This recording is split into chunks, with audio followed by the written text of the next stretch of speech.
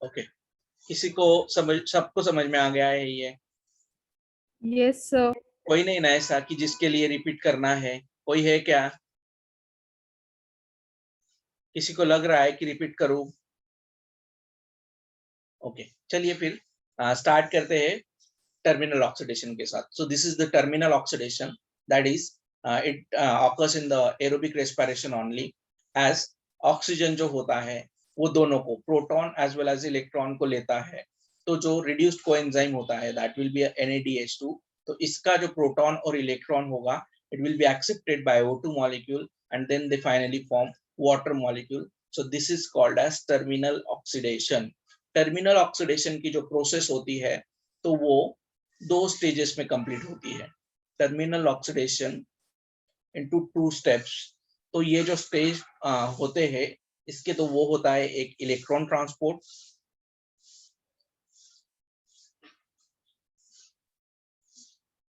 First,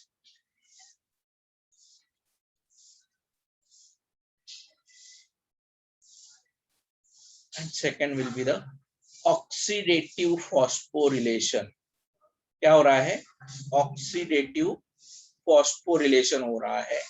तो ये चीजें जो है इसमें, मतलब ये 2 स्टेप में टर्मिनल ऑक्सीडेशन जो है वो कंप्लीट होता है. क्लियर है?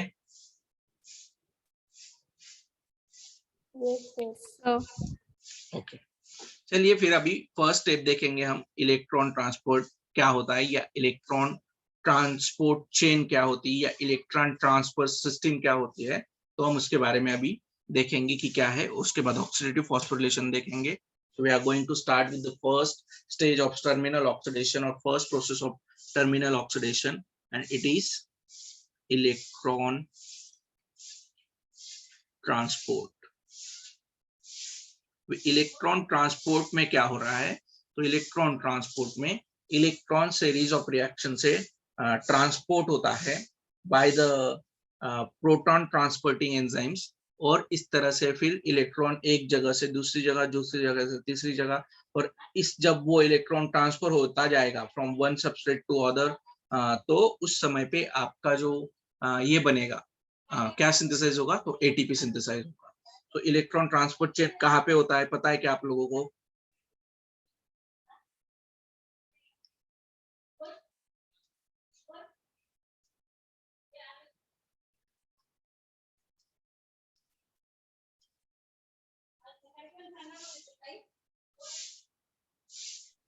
Inner membrane of inner mitochondria. Mitochondrial membrane. Inner mitochondrial membrane, और इनर मेम्ब्रेन ऑफ माइटोकॉन्ड्रिया जो होता है, तो उसमें ये जो इलेक्ट्रॉन ट्रांसफर है तो हमें देखने को मिलता है. अभी ये जो इलेक्ट्रॉन ट्रांसफर है तो इसमें क्या होता है, सॉरी, इनर माइटोकॉन्ड्रियल मेम्ब्रेन में क्या होता है? Inner mitochondrial membrane contains the group of electron and proton transporting enzymes. They have what? They have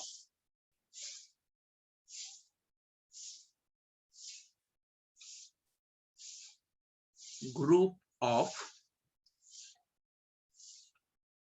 electron and proton transporting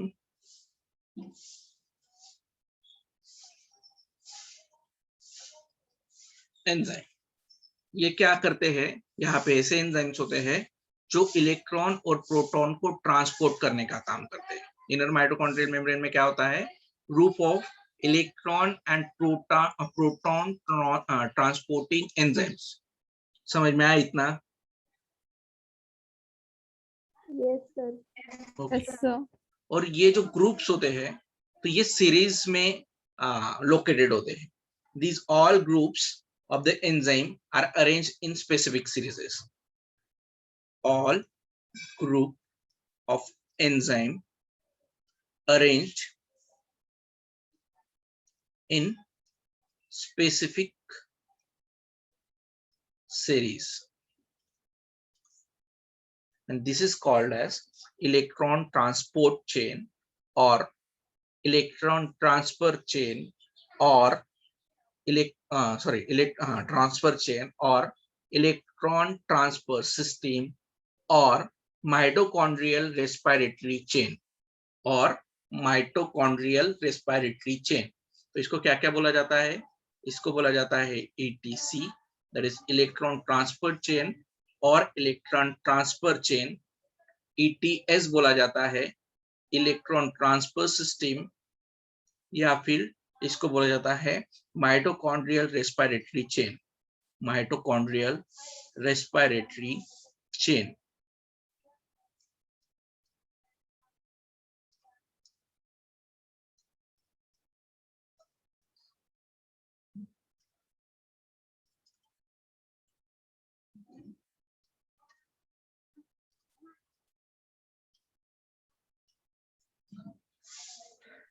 sir ETC का क्या बताया? इलेक्ट्रॉन ट्रांसफर चेन और इलेक्ट्रॉन ट्रांसपोर्ट चेन, इधर लिख रहा हूं मैं।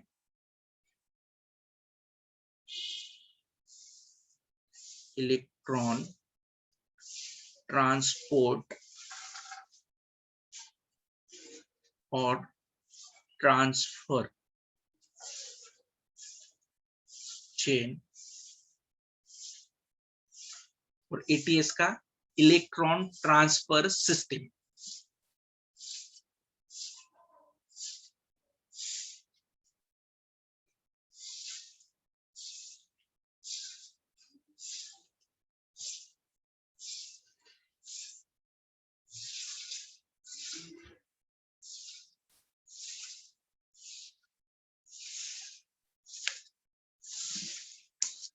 हो गया? Yes sir. ओके, एक डायग्राम निकाल रहा हूँ माइटोकॉन्ड्रियल इलेक्ट्रॉन ट्रांसफर चेन की, फटाफट से निकाल लीजिए। निकालने से अच्छा मैं ये करूँ कि आप निकाल लीजिए, चले जानते, पर आपका भी हो जाएगा, मैं जब तक निकालूंगा तब तक।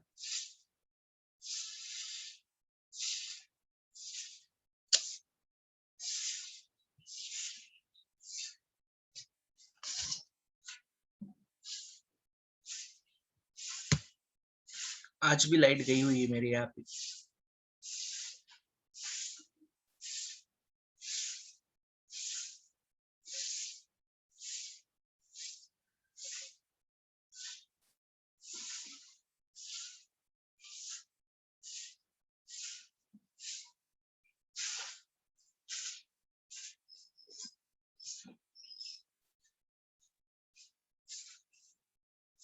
जो दिख रहा है आपको, ये इनर माइटोकॉन्ड्रियल में ये है।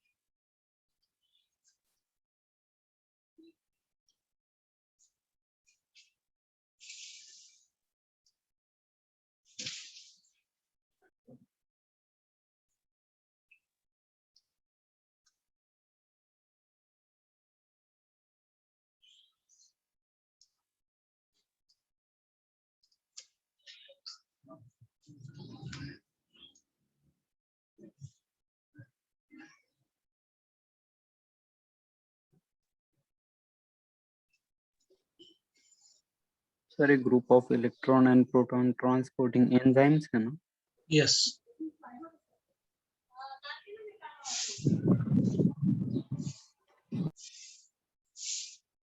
ये एंजाइम्स क्या करते हैं, प्रोटॉन और इलेक्ट्रॉन को ट्रांसपोर्ट करने का काम करते हैं.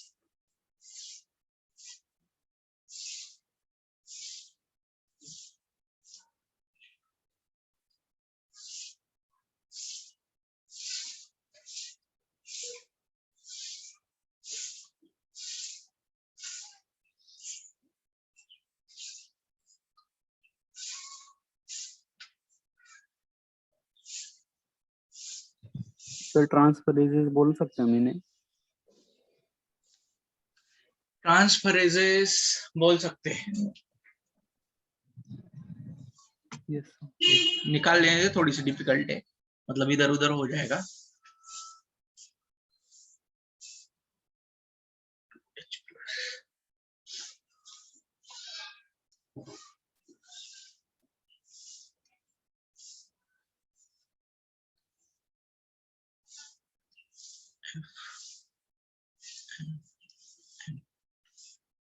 उसके बाद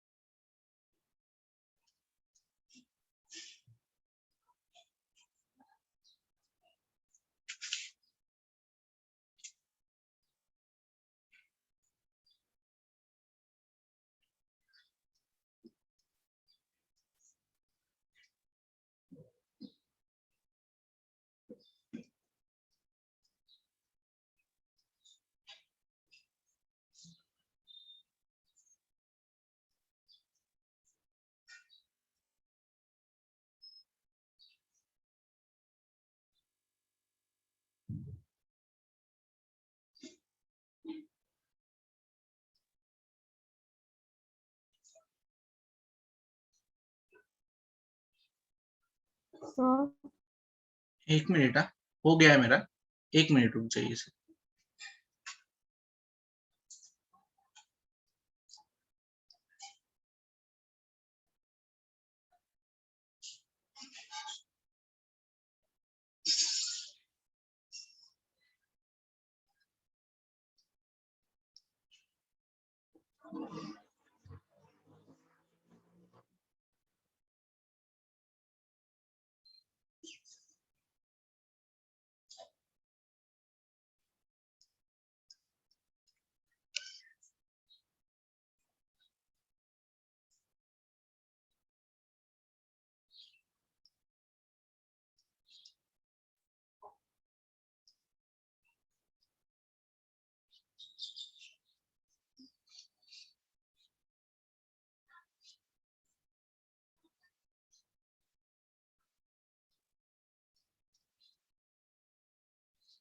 हाँ बोलिए। सर वो लास्ट थर्ड सेल में 2E के नीचे क्या लिखा है?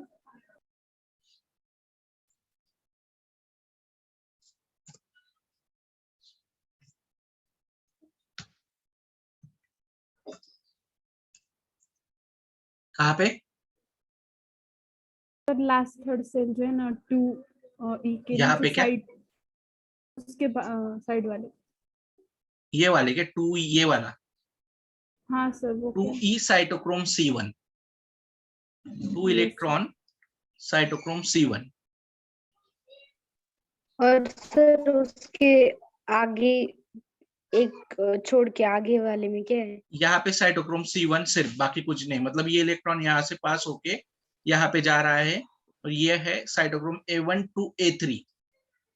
Two electrons where go lastly they will go to the cytochrome A1 to A3, and then electron will be donated to the O2, और O2 के साथ प्रोटॉन भी लेगा और वाटर मॉलिक्यूल फॉर्म करेगा।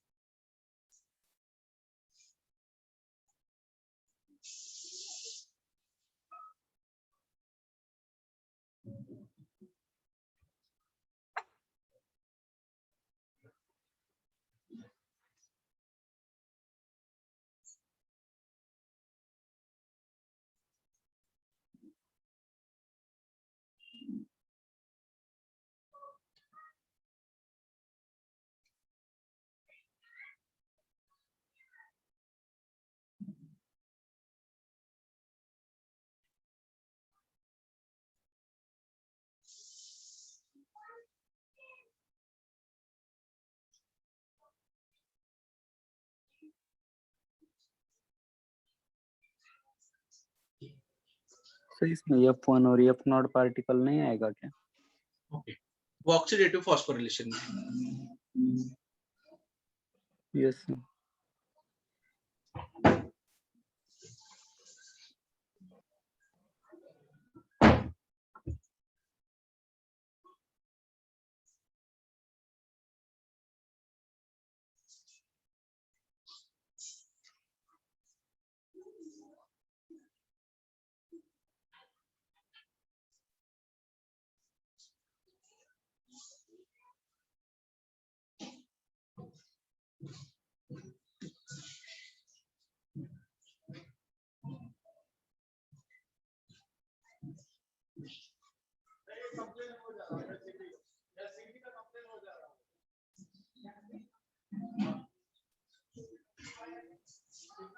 सर ये H प्लस का number हर जगह पे 2 ही है ना? H प्लस का नंबर हर जगह पे 2 ही है, ऐसा बोल रहा है क्या तू मेरे को?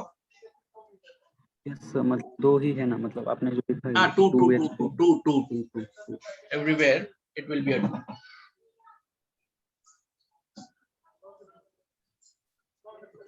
मे बी 4 पढ़ा था मैंने कहीं।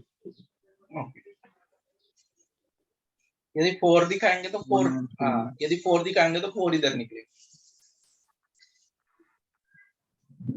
सिर्फ 1 और 3 में 4 का और फोर्थ कॉम्प्लेक्स में वो 2 ही था। 4 का इसी मतलब यहाँ पे हम 1 और 4 नहीं लिख सकते ना, इसीलिए वो 4 का नाटक रहता है, बाकी कुछ नहीं है। फाइनली फिर तुमको 2 वाटर मॉलिक्यूल बनाने पड़ेंगे instead of 1, that's. Yes sir.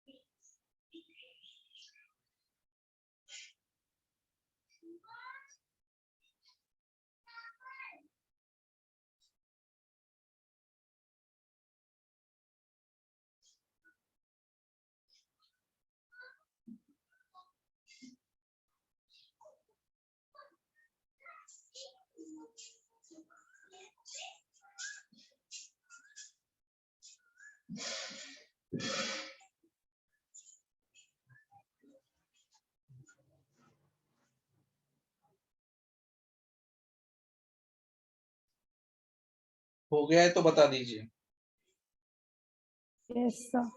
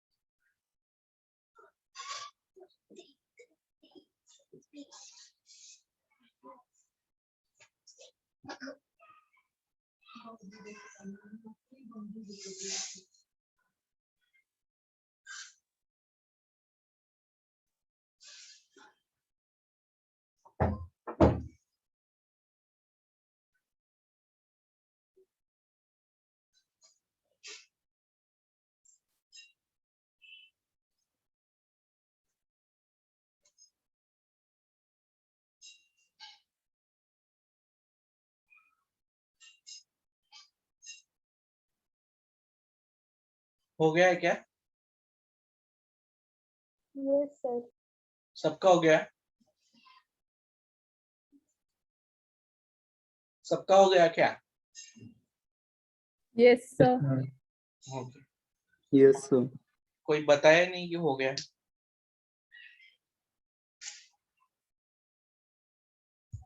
चलिए ठीक है। हो गया है ना सबका? Yes sir. ओके चलिए ठीक है, यस सर। स्टार्ट करते हैं। किसी का बचा नहीं है? सबने निकाल लिया ही है? अगर नहीं Yes, निकाला sir. होगा तो मैं एक फोटो Yes, निकाल के sir. ग्रुप में भेज देता हूँ, जिसका बाकी होगा वो निकाल लिए है।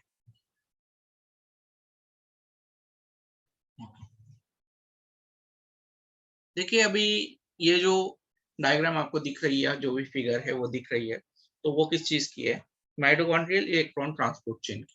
अभी माइटोकॉन्ड्रियल इलेक्ट्रॉन ट्रांसपोर्ट चेन में क्या होता है कि जो प्रोटॉन्स और इलेक्ट्रॉन्स होते हैं, वो जो एंजाइम्स या कोएंजाइम्स होते हैं उनके सीरीज से ये सारे इलेक्ट्रॉन्स या प्रोटॉन्स जो है वो ट्रांसपोर्ट किए जाते हैं। एंड फाइनली जो प्रोटॉन्स होते हैं तो वो क्या करते हैं, वो एटीपी सिंथेसिस का काम करेंगे, और इलेक्ट्रॉन जो होंगे वो ट्रांसपोर्ट किए जाते हैं। और जब ट्रांसपोर्ट किए जाते हैं सो उनमें से जो एनर्जी निकलती है ड्यूरिंग द डाउनहिल प्रोसेस, तो ये एनर्जी जो होती है, this energy is useful for making the bond, phosphate bond with ADP, and when this energy is utilized during the downhill process, तो ये एनर्जी दी जाती है ADP मॉलिक्यूल को to synthesize the ATP molecule. समझ में आया है क्या?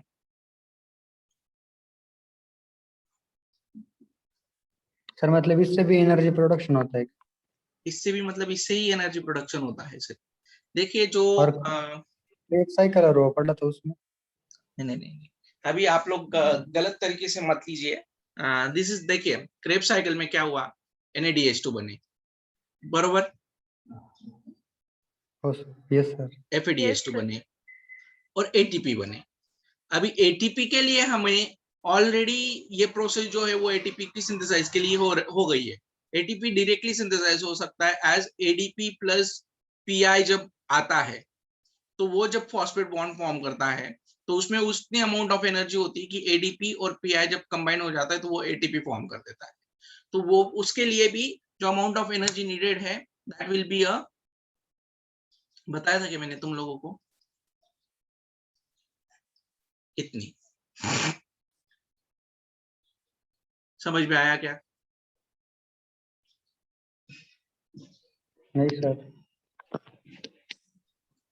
एक ATP को, सॉरी, एक ADP प्लस PI जब फॉर्म होता है इनटू ATP,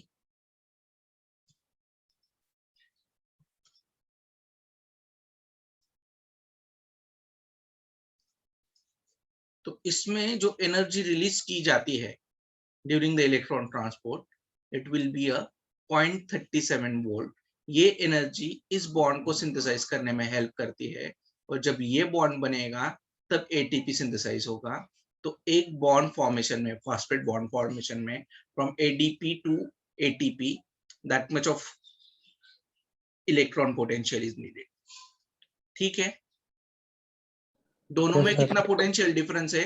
ADP में और ATP में 0.37 का पोटेंशियल डिफरेंस होता है। समझ में आया है? हाँ सर। हाँ, अभी यहाँ पे यदि नहीं समझ में आया है कुछ लोगों को तो मैं और अच्छी तरह से बताऊंगा। तो यहाँ पे ATP सिंथेसाइज में तो कोई लेना देना नहीं इलेक्ट्रॉन ट्रांसपोर्ट चेन का, क्योंकि वो सीधा सीधा बाइंडिंग हो जाता है। यहाँ पे क्या होता है, ATP सिंथेसाइज कैसे होती है, जैसे हमने एक चीज पढ़ी थी, याद है क्या आपको?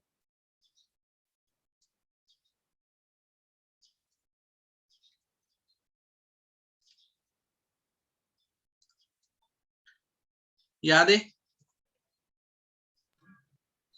Yes sir. Chemiosmotic hypothesis, याद है सब लोगों को? Yes, yes sir. sir. Yes sir. तो chemiosmotic hypothesis is related to what? ATP कैसे बनता है, मतलब एनर्जी कैसे? Synthesis. ATP सिंथेसिस कैसे होता है, तो उससे उसका जो हाइपोथेसिस है तो वो दिया गया था बाय वूम? Peter Mitchell. कौन? पीटर मिचेल, याद है? सर ये नाम याद नहीं रहते। ओके, मेरे को पता नहीं कि कैसे याद नहीं रहते, बट ये कुछ चीजें जो है जैसे कि सैक्स हो गए, जुलियन वॉन सैक्स हो गए, जैसे कि क्या था उनका नाम, जोसेफ प्रिस्ले हो गए, ये नाम आपको याद रखने ही पड़ेंगे। जैसे वॉटसन एंड क्रिक हो गए, तो ये कुछ मेंडल हो गया, तो ये कुछ नाम आपको याद रखने ही पड़ेंगे। और केमियो ऑस्मोटिक वाला तो नाम याद रखना ही पड़ेगा क्योंकि एक इम्पोर्टेंट लैंडमार्क था ये इस फील्ड में, रेस्पिरेशन के फील्ड में। तो इसीलिए उनका नाम जो है, मैंने भी तुमको जब पढ़ाया था ना तभी मैंने भी पढ़ा होगा, उसके बाद मैंने पढ़ा नहीं है तो भी मेरे को याद है। तो मैं ऐसा नहीं बोलता मैं बहुत जीनियस हूँ एंड ऑल, मैंने आपको प्रूव भी कर दिया है कि आप मेरे से अच्छे हो ऐसा करके। तो इसीलिए मैं एक्सपेक्ट करता हूँ आप लोगों से कि आपको वो ध्यान में रहना चाहिए। क्लियर है? चलिए, उसका भी नाम का कोई लेना देना नहीं, पर नाम याद रखिएगा। तो ये केमियो ऑस्मोटिक हाइपोथेसिस में उसने क्या बोला कि जब प्रोटॉन ग्रेडियंट फॉर्म होगा थैलेकॉइड मेम्ब्रेन में, तो ये जो प्रोटॉन्स होंगे जब ये ल्यूमेन से आउटर मेम्ब्रेन ऑफ थैलेकॉइड की तरफ जाएंगे, जब 2H+ जो है वो ट्रांसफर होंगे तो 1 ATP मॉलिक्यूल सिंथेसाइज होगा। करेक्ट है? Yes sir. Yes sir. Yes, sir. अभी इसमें क्या होता है पता है क्या? फिर इसमें सिंपल सी चीज यही होती है कि जो series of sequence of reactions जो है तो वहां पे इलेक्ट्रॉन जो है वो transport, NADH2 that the coenzyme is reduced, यहाँ पे लिखा है हम लोगों ने, कहा गया वो आगे वाले स्लाइड में लिखा था। हाँ, जो कोएंजाइम जो होता है वो रिड्यूस्ड होता है, तो उसके प्रोटॉन और इलेक्ट्रॉन जो होते हैं वो ऑक्सीजन को दिए जाते हैं, और ऑक्सीजन के को देने के बाद उसका वाटर मॉलिक्यूल जो है या मेटाबॉलिक वाटर जो है वो फॉर्म होता है। अभी ये कोएंजाइम है, इसका जब ये रिड्यूस्ड होगा तो it will be reduced into what, NAD plus plus H2 plus 2E minus. Correct है? Yes sir. तो इसका Yes, sir. 2H प्लस यहां से FMN पहले एक्सेप्ट करेगा। FMN ने एक्सेप्ट करने के बाद, FMN पता है आप लोगों को, बताया था मैंने, फ्लैविन मोनोन्यूक्लियोटाइड। तो ये FMN जो होगा तो वो एक्सेप्ट करेगा। एक्सेप्ट करने के बाद FMN से होते हुए ये बाहर निकल जाएंगे। अभी पहली चीज तो मैं ये क्लियर कर दूं कि दिस इज इनर माइटोकॉन्ड्रियल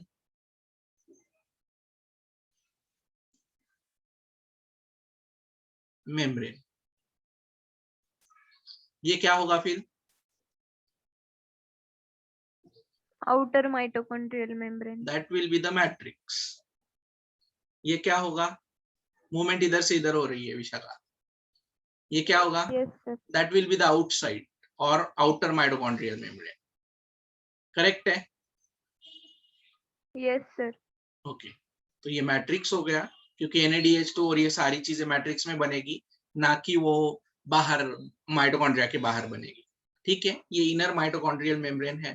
तो ये इनर माइटोकॉन्ड्रियल मेम्ब्रेन में अभी ये सारी चीजें जो है, क्योंकि सारे जो रेस्पिरेटरी एंजाइम्स और कोएंजाइम्स होते हैं वो इनर माइटोकॉन्ड्रियल मेम्ब्रेन में होते हैं। गौरव, ओके? Yes, sir. हाँ, कल वाला क्वेश्चन था, कल या परसों, मेरे को याद नहीं। सो अभी 2H प्लस ट्रैवल करेगा थ्रू FMN और वो निकाल दिया जाएगा बाहर। बाहर निकालने के टाइम पे जब डाउन हिल प्रोसेस होगी, तो डाउन हिल प्रोसेस से जब ये इलेक्ट्रॉन जो है वो ट्रांसफर हो रहा है टू FeS, तो यहाँ पे आपका पहला ATP जो है वो प्रोड्यूस होगा। क्यों होगा? क्योंकि यहाँ पे जो पोटेंशियल डिफरेंस है, मतलब कितनी इलेक्ट्रॉन पोटेंशियल वो जनरेट करेगा यहाँ पे डाउन हिल प्रोसेस में, 0.37 means this electron losses the energy. कितनी एनर्जी लॉस करेगा? 0.37 वोल्ट लॉस करेगा। और ये 0.37 जब एनर्जी यहाँ पे जाएगी, तो यहाँ पे ऑलरेडी ADP प्रेजेंट है, जो हम ऑक्सीडेटिव फॉस्फोरिलेशन में पढ़ेंगे, ADP प्लस PI। तो अभी ये दोनों प्रेजेंट है, लेकिन इसके बॉन्ड को फॉर्म करने के लिए जो एनर्जी चाहिए वो इतनी चाहिए, 0.37 वॉट। तो ये 0.37 watt of energy will be utilized by the ADP plus PI। जब ये कब बाहर निकलेगी? जब 2H प्लस बाहर निकलेंगे, तब ये एनर्जी इनके साथ आएगी, और ये एनर्जी जब इनके साथ आएगी तो ये ADP जो है वो कन्वर्ट हो जाएगा into ATP, and that way the first ATP will be form. समझ में आया है? So energy dehydrogenation of NADH2 से आई है क्या? अभी यहाँ पे NADH2 जो है तो वो रिड्यूस्ड हुआ है, तो उसमें इलेक्ट्रॉन्स थे, and electrons are having energy. तो ये एनर्जी इलेक्ट्रॉन में जब डाउन हिल प्रोसेस में रहती है, तो दे हैव द मींस जब अपहिल प्रोसेस में रहती है, सो दे हैव द एनर्जी, और जब वो डाउन हिल प्रोसेस में जाती है नीचे, तो ये एनर्जी रिलीज कर दी जाती है बाय द इलेक्ट्रॉन्स। और जब इलेक्ट्रॉन से ये एनर्जी रिलीज कर दी जाएगी, तो ये किसको दी जाएगी? ADP प्लस PI को दी जाएगी। समझ में आया? Yes, sir. Yes sir. Clearly सबको समझ में आया कि ATP कैसे सिंथेसाइज हुआ? Yes sir. यस देखिए, ATP सिंथेसाइज कब होगा? जब ADP और PI के बीच में, मतलब और एक बार PI जो है, that is phosphate, will be combine with the ADP, then there will be the formation of ATP। लेकिन इस बॉन्ड फॉर्मेशन के लिए एनर्जी लगने वाली है, बिकॉज वी ऑल नो जो फॉस्फेट बॉन्ड होता है वो हाई एनर्जी बॉन्ड होता है, तो इसको एक एनर्जी लगने वाली होती है। और ये एनर्जी कहाँ से मिलती है? ये एनर्जी हमें मिलती है इलेक्ट्रॉन से, जब वो डाउन हिल प्रोसेस में होता है। कौन सी? डाउन हिल प्रोसेस में जब इलेक्ट्रॉन होता है, सो electron release the energy, and that will be a 0.37 what. जो इलेक्ट्रॉन पोटेंशियल होगा तो वो कितना होगा? उस एनर्जी का 0.37 वॉट होगा, और इस तरीके से फिर हमारा पहला ATP बनेगा। इतना समझ में आया है? Yes sir. ओके, फिर उसके बाद ये इलेक्ट्रॉन जो होगा it will be accepted by the ion sulphate complex. किसने एक्सेप्ट कर लिया? ये आयन सल्फेट ने। प्रोटॉन बाहर निकल गया, प्रोटॉन का कोई रोल नहीं रहा। देन जो आयन सल्फेट कॉम्प्लेक्स होगा, ये जो इलेक्ट्रॉन होगा वो किसको देगा? UQ को देगा। UQ मतलब क्या?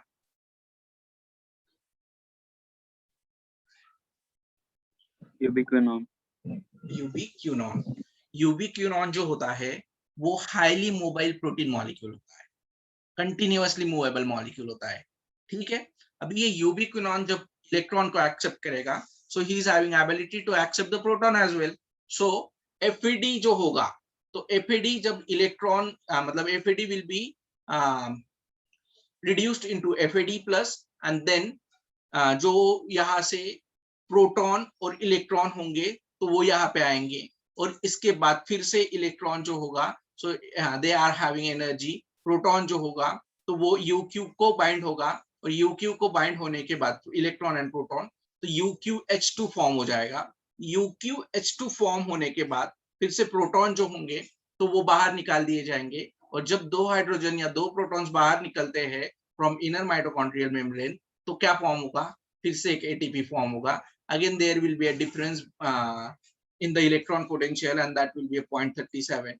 उसके बाद फिर से इलेक्ट्रॉन जो होगा तो वो कहाँ पे चला जाएगा? It will be accepted by the cytochrome B complex, and the cytochrome B accept the electron. It will be transferred to again ferrous sulfate complex.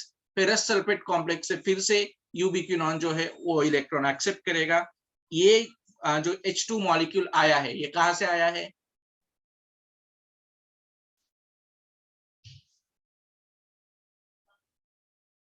देखिए, ये H2 आया FAD से, FADH2 से। ये H2 आया NAD से, तो ये H2 कहाँ से आया?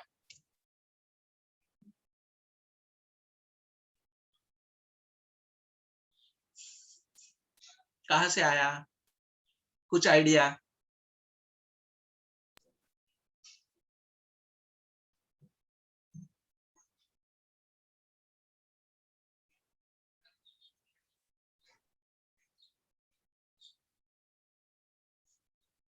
अरे कहाँ से आया बताएंगे? नहीं पता ना? No sir. ओके, हमने केमियोस्मोटिक पढ़ा है ना? Yes sir. केमियोस्मोटिक में sir. क्या होता है? अभी बताया मैंने आप लोगों को। क्या होता है केमियोस्मोटिक में?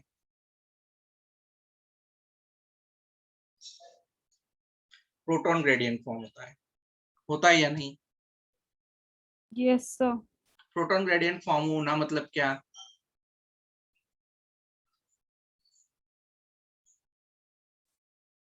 Accumulation of protons. कहाँ पे होगा एक्यूमुलेशन? H plus का Lumen of thylakoid. Lumen of thylakoid. अभी थैलाकोइड नहीं है तो माइटोकॉन्ड्रिया में हो सकता है ना फिर, क्योंकि एटीपी सिंथेसिस अभी Yes, हमारे sir. में नहीं है Yes, sir. थाइलाकोइड, तो ATP Yes, sir. Synthesis mitochondria में होगी। तो अभी यहाँ पे भी जब एटीपी यदि सिंथेसाइज होना है तो वो भी केमियोस्मोटिक हाइपोथेसिस से ही होना है, क्योंकि एक ही हाइपोथेसिस पता है जिससे मे बी एटीपी जो है वो सिंथेसाइज होते हैं, and that will be a chemiosmotic. तो यहाँ पे H+ ग्रेडियंट बना है, सो H+ ग्रेडियंट बना है मतलब यहाँ पे ऑलरेडी जो कॉन्सेंट्रेशन है H+ का वो हाई है। तो दिस जो प्रोटॉन पंप होगा, तो प्रोटॉन पंप क्या करेगा? इस H2 को जो हायर कॉन्सेंट्रेशन में है इनसाइड द माइटोकॉन्ड्रियल मैट्रिक्स, तो ये इसको क्या करेगा? तो इसको ये 2H+ लेगा, as this electron is having energy. तो ये एनर्जी लेगा, तब फिर से UQH2 कंबाइन, मतलब UQ + 2H कंबाइन होगा ये इलेक्ट्रॉन के साथ, and then this 2H+ will be जो होगा वो बाहर निकाल दिया जाएगा, एंड फाइनली यहाँ पे लास्ट जो एटीपी मॉलिक्यूल होगा from 1 NADH2 will be synthesized, and that will be a third one. और उसके बाद ये इलेक्ट्रॉन जो होगा वो साइटोक्रोम कॉम्प्लेक्स से होते हुए, मतलब साइटोक्रोम C से साइटोक्रोम C1 से लेके साइटोक्रोम A3 लास्ट एक्सेप्टर जो होता है वो एक्सेप्टर होता है एंजाइम्स या कोएंजाइम्स में। तो ये लास्ट एक्सेप्टर होगा, और लास्ट एक्सेप्टर के बाद फाइनली ये जो इलेक्ट्रॉन होगा वो दे दिया जाएगा to the water molecule, sorry to the oxygen और ऑक्सीजन को देने के बाद it will be combined with the 2 hydrogen atom 2 hydrogens to form H2O molecule and this is called as metabolic water. इसको क्या बोला जाता है? इसको मेटाबॉलिक वाटर बोला जाता है। समझ में आया है?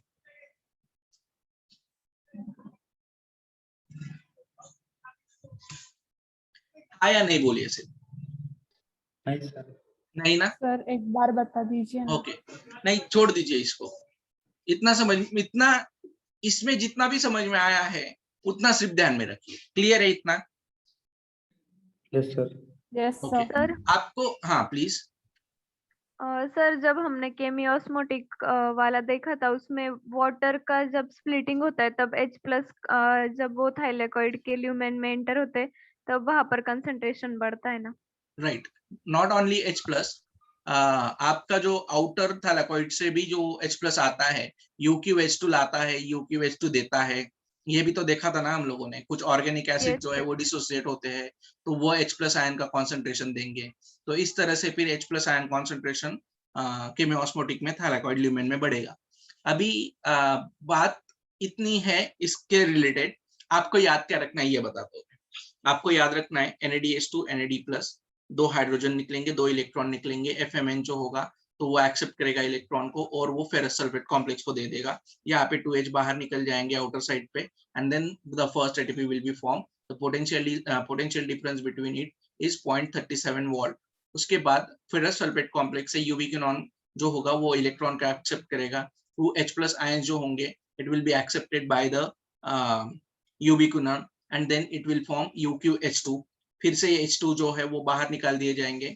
बाहर निकालने के बाद दूसरा ATP फॉर्म होगा। एज इलेक्ट्रॉन जब डाउन हिल प्रोसेस में जा रहा है तो वो इसकी एनर्जी को रिलीज कर रहा है और यहाँ पे सेकेंड ATP जो है वो फॉर्म होगा। तो ये हो गया सेकेंड ATP। उसके बाद जो इलेक्ट्रॉन होगा वो साइटोक्रोम B के पास चला जाएगा, B to C कॉम्प्लेक्स जो होता है तो उसके पास चला जाएगा। वहां से ferrous sulphate complex, ferrous sulphate से फ्यूज से यूबिक्विनोन से जाएगा। यूबिक्विनोन फिर से 2H को एक्सेप्ट करेगा as he has accepted 2 electron molecules. 2 electron accept करने के बाद वो 2 प्रोटॉन एक्सेप्ट करेगा। Then they will form UQH2। 2H+ जो है वो बाहर निकाल दिए जाएंगे। अभी बचा इलेक्ट्रॉन सिर्फ। जब ये डाउन हिल प्रोसेस में जाएगा फिर से यहाँ पे 2H निकला है तो वो थर्ड ATP मॉलिक्यूल जो है फॉर्म करेगा। फिर ये जो इलेक्ट्रॉन होगा वो सीरीज ऑफ एंजाइम से या coenzyme say that is cytochrome C C1 A1 to A3 से होते हुए ये जो इलेक्ट्रॉन होगा वो किसको दे दिया जाएगा? 2H+ ऑलरेडी है, O है तो 2H+ O है, यहाँ पे इलेक्ट्रॉन एक्सेप्ट कर दिया जाएगा and that will be a metabolic water. इतना समझ में आया है? सर वो 2H+ कहाँ से आता है? ये ऑलरेडी प्रोटॉन ग्रेडियंट है ना।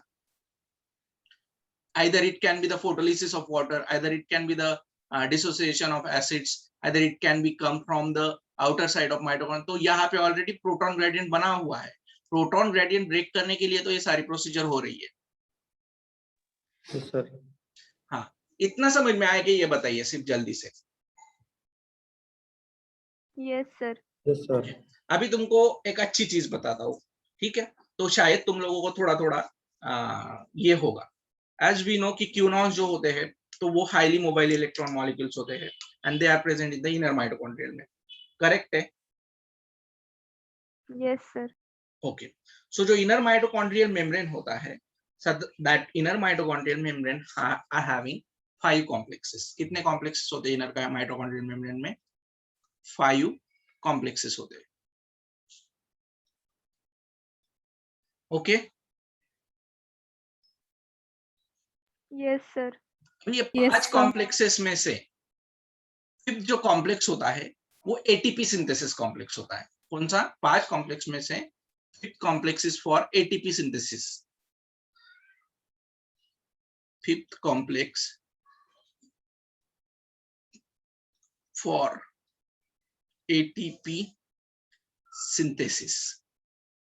5 कॉम्प्लेक्स में से एक कॉम्प्लेक्स चला गया जहां पे ATP सिंथेसाइज होने वाला है, ठीक है? 4 बचे। Yes, sir. ओके, अब ये 4 कॉम्प्लेक्स कौन से वो बताता हूँ आप लोग को।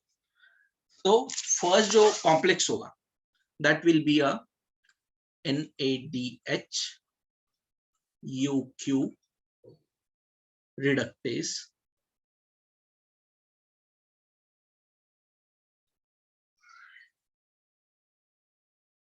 or NADH dehydrogenase complex.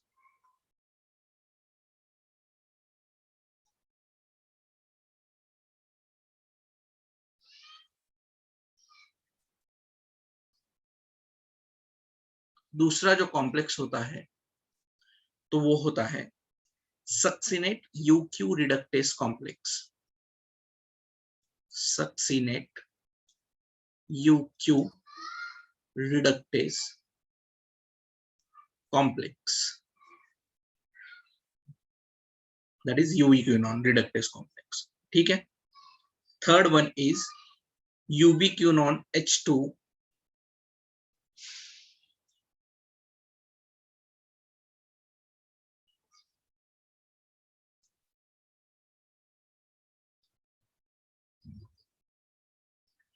cytochrome C reductase complex.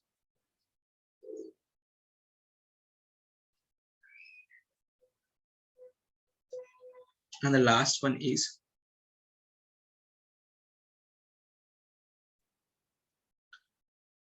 cytochrome C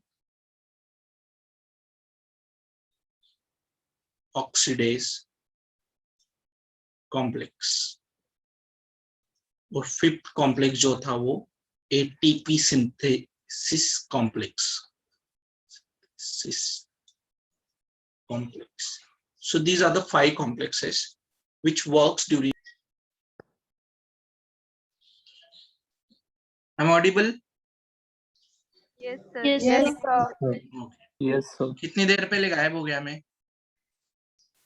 sir अभी ऑलमोस्ट थर्ड स्टेप ज्यादा आवाज देर. में आ रहा. हाँ नहीं, वो डिस्कनेक्ट हो गया था, पता नहीं कुछ तो भी प्रॉब्लम हो गया. Yes sir. These annotation are the 5 complexes.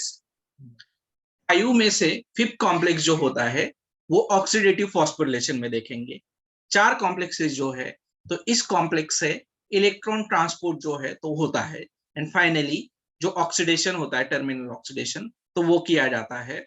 So this is the process कि किस तरह से टर्मिनल ऑक्सीडेशन जो है या फिर इलेक्ट्रॉन ट्रांसपोर्ट जो है वो होता है. तो पहला जो कॉम्प्लेक्स होता है, यस, फिफ्थ वाले से बताइए ना, वहां से हुए थे आप भी सर. ओके, मैंने कुछ भी बोला नहीं. Fifth will be the ATP synthesis complex. ये एटीपी सिंथेसिस कॉम्प्लेक्स जो है वो टर्मिनल ऑक्सीडेशन में देखेंगे. कहाँ देखेंगे? सॉरी, टर्मिनल ऑक्सीडेशन आ रहा है, ऑक्सीडेटिव फॉस्फोरिलेशन में देखेंगे. ऑक्सीडेटिव फॉस्फोरिलेशन, इसमें क्या होता है? इसमें होता है एटीपी सिंथेसिस. जो केमियोस्मोटिक हाइपोथेसिस है ना, वो फिर से एक बार देखेंगे. That will be ATP synthesis complex. So oxidative phosphorylation will be there. अभी ये माइटोकॉन्ड्रिया में होता है. ये सब माइटोकॉन्ड्रिया में ही होता है वैसे, लेकिन आपको क्वेश्चन पूछा जाता है कि which type of phosphorylation will be seen in mitochondria, so that will be the oxidative phosphorylation. देखिए अभी ये 4 जो कॉम्प्लेक्सेस है, तो 4 कॉम्प्लेक्सेस से होते हुए इलेक्ट्रॉन जो है वो ट्रांसपोर्ट होता है और तब एटीपी मॉलिक्यूल जो है वो जनरेट होते हैं. ठीक है. सर वो 4th नंबर का क्या है? Cytochrome C oxidase complex.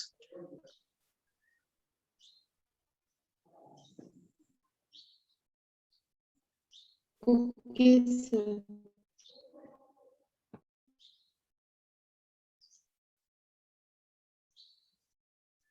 Okay, अभी देखिए ये जो पहला कॉम्प्लेक्स है that will B NADH reductase और NADH डिहाइड्रोजिनेस. इसमें 2 प्रोस्टेटिक ग्रुप्स होते हैं. कितने? 2 प्रोस्टेटिक. अभी ये 2 प्रोस्टेटिक ग्रुप जो होते हैं, एक जो होता है वो FMN होता है और दूसरा जो होता है तो वो फेरस सल्फेट होता है. इतना समझ में आया है?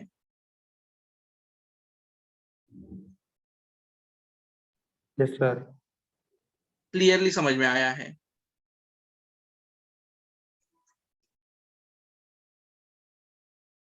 जल्दी से बताइए. और FMN और फेरस सल्फर।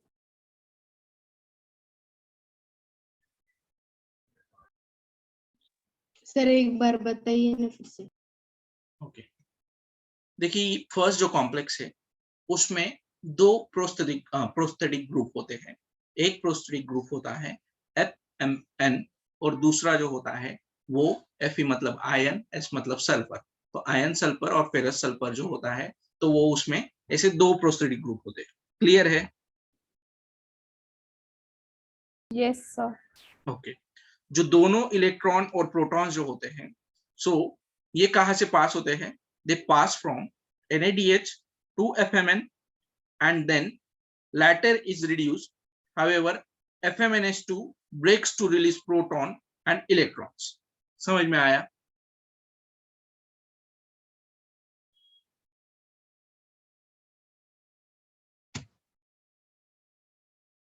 देखिए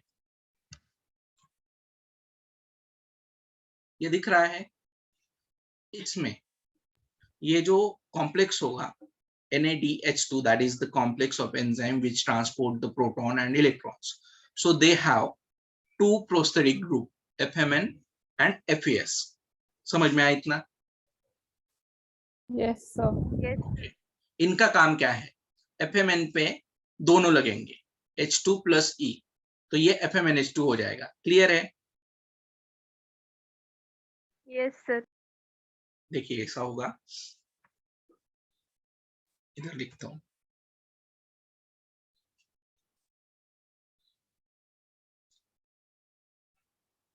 NADH2 plus FMN give rise to FMNH2 plus NAD plus. Correct?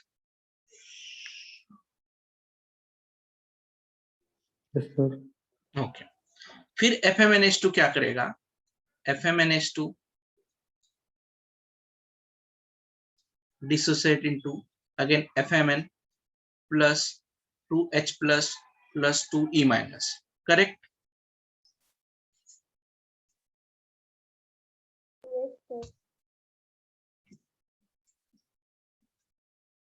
इतना समझ में आया है?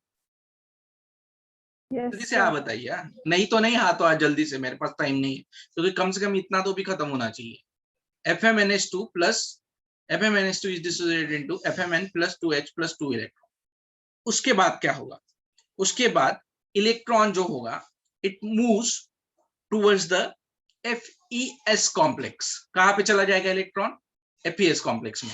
लास्ट जो आपने जो डायग्राम निकाली है ना आपके सामने, वो डायग्राम, यस सर। तो इलेक्ट्रॉन किसने ले लिया? FES ने ले लिया। प्रोटॉन कहाँ पे चला जाएगा?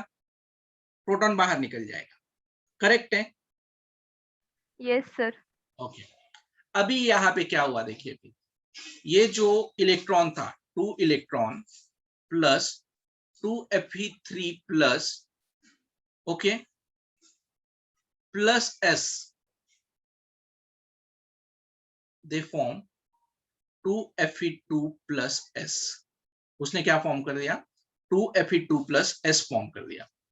फिर अभी ये 2Fe2 प्लस S मतलब आपके इसमें जो FES कॉम्प्लेक्स दिखाया है उसने जब इलेक्ट्रॉन एक्सेप्ट कर लिया तो वो इस फॉर्म में आ जाएगा। करेक्ट है?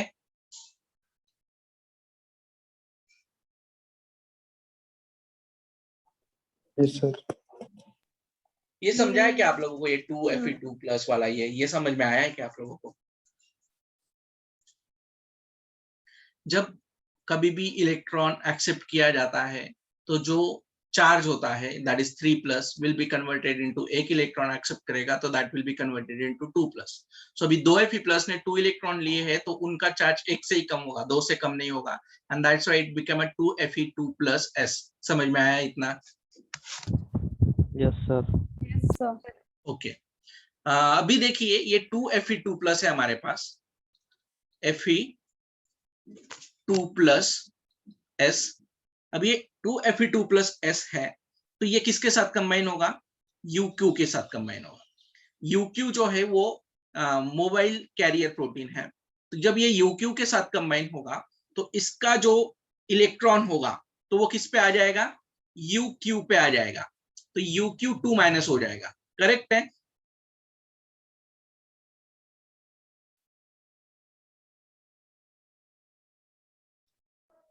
Yes, sir. और ये उसका 2Fe3 प्लस हो जाएगा, फिर से नॉर्मल स्टेट में आ जाएगा। आ गया? 2 का 3 प्लस हो गया अभी, क्योंकि उसके इलेक्ट्रॉन्स यू क्यू ने ले लिए क्या नहीं? Yes sir. Yes sir. इतना समझ में आया है तुम लोगों को? Yes, sir. Yes sir. अभी ये जो चार्ज यूबिक्विनॉन है, तो ये क्या करेगा फिर? इसके पास अभी 2 माइनस है, तो ये क्या करेगा? ये किसको लेगा? H plus. H प्लस को, प्रोटॉन्स को लेगा। तो प्रोटॉन्स को यदि इसने लिया प्लस H2, तो ये क्या बन जाएगा? UQH2 बन जाएगा। बना या नहीं? Yes sir. ओके, तो UQH2 को जो प्रोटॉन देने वाला होता है, either it can be a FeDH2, either it can be a H plus in mitochondrial matrix। तो ये दोनों ही UQH2 को प्रोटॉन जो है वो दे सकते हैं, या इससे ही वो प्रोटॉन जो है वो ले सकता है। तो अभी इसने प्रोटॉन लिया UQH2 ने प्रोटॉन लेने के बाद वो जो H2 था, मतलब प्रोटॉन जो था, वो ट्रांसफर कर दिया टू द आउटर चेम्बर। कहाँ ट्रांसफर कर दिया? आउटर चेम्बर पे, with the help of cytochrome cytochrome B, correct है? यस। अभी आपका दूसरा जो H प्लस है वो बाहर निकल गया, बाहर निकला या नहीं? Yes sir. ओके, अभी इसके बाद ये हो गया आपका पहला कॉम्प्लेक्स। दूसरा जो कॉम्प्लेक्स होगा आपका वो होगा UQH2, सॉरी किधर गया एक, दैट वन, दिस, ये जो है ये सेकंड कॉम्प्लेक्स है। सेकंड कॉम्प्लेक्स यहाँ पे वर्क करता है, that will be with the FeDH2। तो FeDH2 का जो इलेक्ट्रॉन था तो वो कंबाइन हुआ विथ UQH2, और UQH2 ने, तो यहाँ पे ये सेकंड कॉम्प्लेक्स जो है यहाँ से वर्क करेगा, that will be a succinate UQ reductase complex. इसको सक्सिनेट UQ रिडक्टेस कॉम्प्लेक्स क्यों दिया है पता है क्या?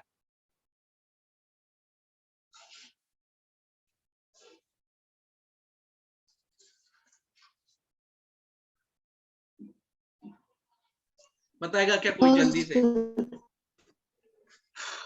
जल्दी बताएगा क्या? बिना फैन के बैठा हो तुम्हारे लिए 1.25 घंटे से।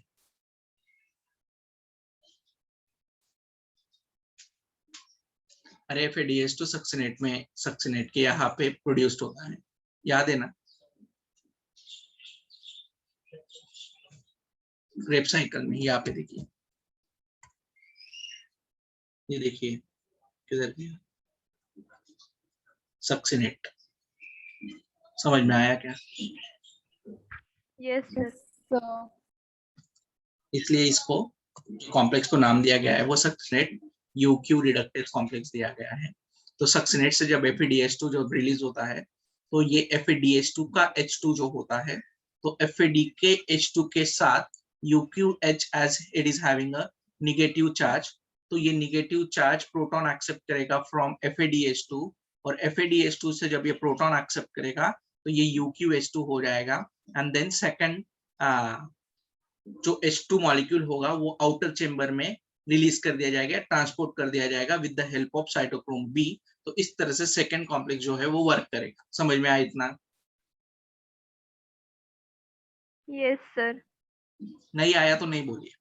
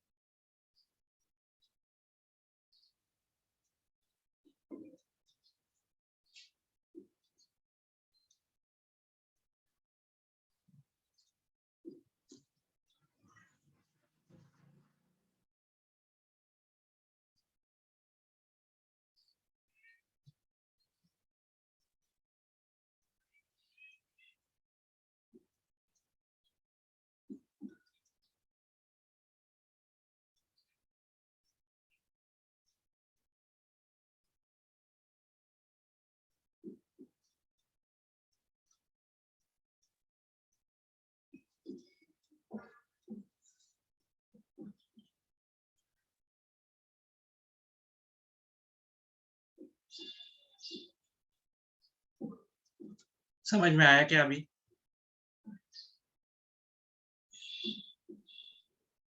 हाँ या नहीं बोलिए सिर्फ। नहीं समझाए तो कल फिर से लेंगे, कोई प्रॉब्लम नहीं, एक लेक्चर एक्स्ट्रा लगा तो कोई दिक्कत नहीं। समझा या नहीं है इम्पोर्टेंट है। सर ये प्रोसेस जो हमने क्रेब साइकिल से और ग्लाइकोलिसिस से जो NADH2 और GTO बना है उससे ATP बनाने के लिए होती है क्या? अभी जो NADH2 और FADH2 निकला है तो उसका जो ऑक्सीडेशन है वो करना पड़ेगा। जब तक वो ATP मतलब वहां जो इलेक्ट्रॉन रिलीज होंगे वहां से जब तक वो एनर्जी जो है वो नहीं रिलीज कर सकते हम डाउन हिल में, तब तक ATP सिंथेसिस नहीं होगा। तो इसीलिए पहले जो भी NADH2 या ग्लाइकोलिसिस में जो भी NADH2 बनेगा पहले वो माइटोकॉन्ड्रिया में आएगा। क्रेब साइकिल में तो वो ऑलरेडी माइटोकॉन्ड्रिया में है, तो ये दोनों सब NADH2 माइटोकॉन्ड्रियल मैट्रिक्स में आएंगे और इसके बाद ये जाएंगे into the electron transfer system. Electron transfer system या टर्मिनल ऑक्सीडेशन। टर्मिनल ऑक्सीडेशन में पहले दो प्रोसेस में ये कंप्लीट होगा। पहला जो होगा वो होगा इलेक्ट्रॉन ट्रांसफर चेन में कि सारे इलेक्ट्रॉन जो है उनकी जितनी भी एनर्जी उनके पास है वो रिलीज करते जाएंगे और रिलीज जब जब करेंगे तब तक ATP सिंथेसिस होगा। तो ये हो गया उसके लिए। और फिर फाइनली ऑक्सीडेटिव फॉस्फोरिलेशन जो है मतलब फाइनल जो ऑक्सीडेशन होता है तो उसमें क्या होता है कि ये जो लास्ट प्रोसेस मैंने बोली कि एग्जैक्टली ATP सिंथेसाइज कैसे होता है तो वो मतलब ऑक्सीडेटिव फॉस्फोरिलेशन। समझ में आया? हाँ मतलब जो क्रेब साइकिल से NADH2 बना था उससे ATP बनता है इस process. Yes yes, Krebs cycle से जो ATP बना है मतलब हमने क्या बोला NADH2 is equals to 3 ATP, लेकिन वो कैसे 3 ATP? तो ये ऐसे 3 ATP कैसे बनेंगे? तो ऐसे बनेंगे। FADH2 से कैसे 2 ATP? तो वो ऐसे बनेंगे जो इलेक्ट्रॉन ट्रांसपोर्ट में देख रहे हैं। समझ में आया? Yes sir. ओके, ये समझ में आया क्या? इतना सिंपल सिंपल लिख दिया यार तुम लोगों को। NADH2 प्लस FMN, तो इसका H2 इधर चला गया तो इसका H2 इधर चलाने के बाद FMNH2 हो गया, तो ये NADH क्या हो जाएगा? H2 निकाल लो तो ये NAD हो जाएगा। फिर FMNH2 जो होगा वो डिसोसिएट होगा, तो वो कैसे डिसोसिएट होगा? FMN plus 2 H plus 2 electrons में डिसोसिएट होगा। फिर इसमें से इलेक्ट्रॉन जो मूव होगा तो ये भी लिख दिया कि वो कहाँ पे मूव हो जाएगा? फेरस सल्फेट कॉम्प्लेक्स पे मूव हो जाएगा। प्लस H प्लस कहाँ पे ट्रांसपोर्ट कर दिया जाएगा? आउटर चेंबर में ट्रांसपोर्ट कर दिया जाएगा। तो गया क्या है? 2H प्लस बाहर गया बाहर। फिर अभी बचा क्या? 2E बचा। कहाँ पे बचा? तो वो जाएगा Fe2 के पास। तो वो जाने के बाद क्या होगा? 2Fe2 3 plus accept this 2 electrons and then they form Fe2 plus. तो Fe2 प्लस की वजह से मतलब एक इलेक्ट्रॉन जो है वो एक्सेप्ट करने की वजह से इसका 3 प्लस का चार्ज 2 प्लस हो गया। फिर ये 2Fe2 प्लस प्लस UQ आएगा। फिर ये Fe2 प्लस प्लस 2UQ आने के बाद इसका H2 जो था तो सॉरी इसका इलेक्ट्रॉन जो था तो ये इलेक्ट्रॉन यहाँ पे H2 नहीं आएगा, इसका इलेक्ट्रॉन जो था वो UQ माइनस हो गया। अभी ये UQ माइनस जो है तो फिर आगे का सेकंड कॉम्प्लेक्स जो है वो काम करेगा EQ माइनस बनने के बाद। इतना समझ में आया है क्या? Yes sir. Yes sir. अभी क्या हुआ? ये UQ जो है ये बचा पड़ा है यहाँ पे UQ माइनस। अभी UQ माइनस बचा है तो फिर कुछ ना कुछ प्रॉब्लम होने वाला है, क्योंकि उसको क्या चाहिए? प्रोटॉन चाहिए। तो प्रोटॉन कहाँ से जाएगा? फिर आपका FADH2 जो है वो रिड्यूस्ड होगा। FADH2 रिड्यूस्ड होने के बाद FADH2 किस में रिड्यूस होगा? H2 प्लस जो है वो इसको देगा। फिर ये इसके प्रोटॉन एक्सेप्ट करेगा। They will not accept the electron but they will accept the proton. और UQ जब होगा तो UQ accept the electron proton from FADH2। तो एक मिनट आपको थोड़ा सा कंफ्यूजन से दूर करता हूँ। That will B FADH2 plus 2Fe3 plus नहीं सॉरी ओके मोस्ट प्रोबेबली मैं स्लाइड नहीं आई है और हो सकता है कि मैं डिस्कनेक्ट हो जाऊं। ठीक है? हाँ तो मैं मीटिंग जो है वो एंड कर दीजिएगा यदि मैं डिस्कनेक्ट हो गया। देखिए अभी क्या होगा? 2FADH2 plus 2Fe2 that 2H ना, so 2Fe2 प्लस UQ। हाँ, so this will be यहाँ तक आ गए।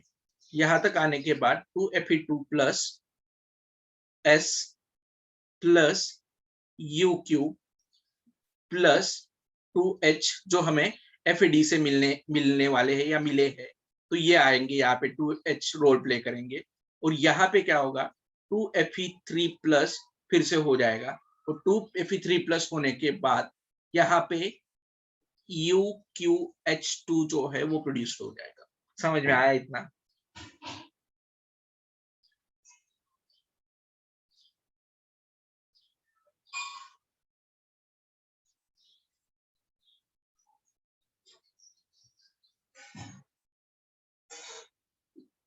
हाँ या नहीं बोलिए सिर्फ। सर ये सेकंड स्टेप नहीं समझ में। देखिए हमारे पास क्या है, अभी ये चीज बची पड़ी है, प्लस UQ माइनस है, सॉरी UQ है, ओनली UQ है, UV अभी इसका इलेक्ट्रॉन यहाँ पे ट्रांसफर हो गया UV क्यूनॉन को, तो UV क्यूनॉन क्या हो गया, UQ माइनस हो गया। ठीक है, अभी UQ के बाद UQ के साथ 2 प्रोटॉन्स आएंगे। कहां से आएंगे? जो FADH2 जो था, जो डिसोसिएट हुआ था, FAD plus plus H plus 2H plus, sorry, तो ये 2H प्लस से ये 2H प्लस का आएंगे, ये एक्सेप्ट कर लेगा UV क्यूनॉन। UV क्यूनॉन ने ये एक्सेप्ट करने के बाद फिर ये क्या फॉर्म कर देगा कि 2Fe3 जाने दीजिए, हो गया ये 2Fe3 का, ये हो जाएगा, ये UQH2 फॉर्म कर देगा। हो गया कि UQH2 फॉर्म? Yes sir. हाँ, बस इतना ही काम होता है यहाँ पे। UQH2 जो सक्सिनेट डिहाइड्रोजनस कॉम्प्लेक्स होता है, तो इसमें क्या होता है UQH2 फॉर्म करना। अभी UQH2 फॉर्म करने के बाद तीसरा कॉम्प्लेक्स जो होता है that will be a UQH2 cytochrome C reductase complex.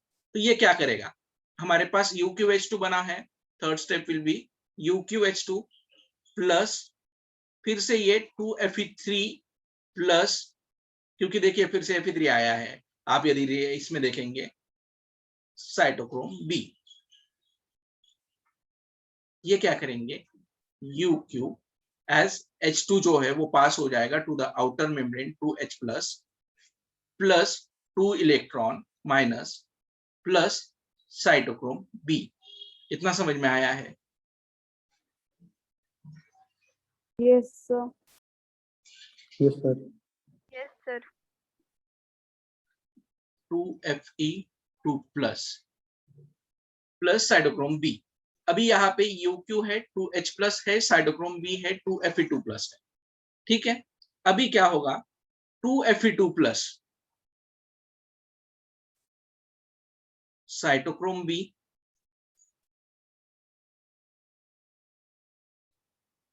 जो होगा, तो 2Fe2 plus, so that will be a 2Fe3 plus as electron is moving from this plus 2UQH2